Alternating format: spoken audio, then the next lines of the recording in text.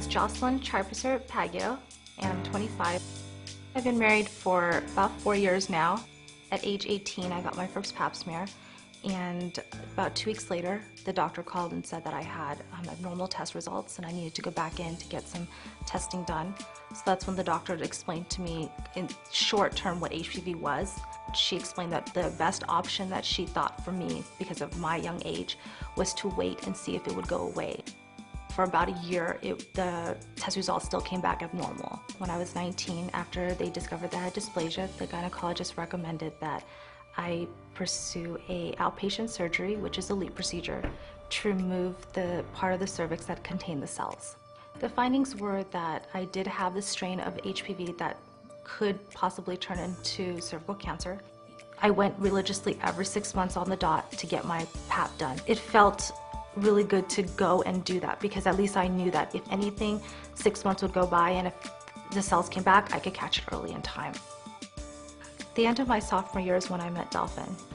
On our second date, Joslyn just told me that, she said, I got something to tell you, before you go any further in the relationship.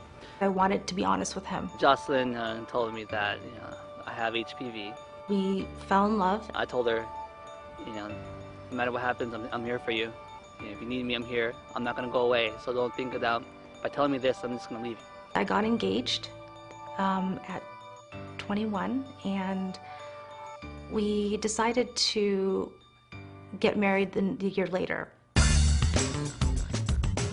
So we decided to go to Vegas for my bachelorette party, and my husband went. It was a joint bachelor and bachelorette party. I was feeling really confident because now the doctor was confident that I can go to once a year. I didn't need to come back every 6 months.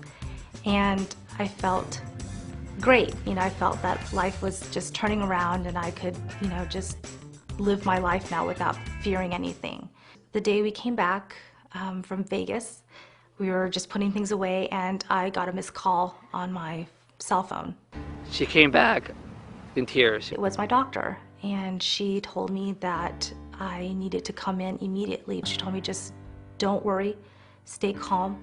I know you have a wedding coming up. The doctor said that my strain had come back, and it's come back a little stronger, and now it is cancer. When I heard the word cervical cancer, a lot went through my mind.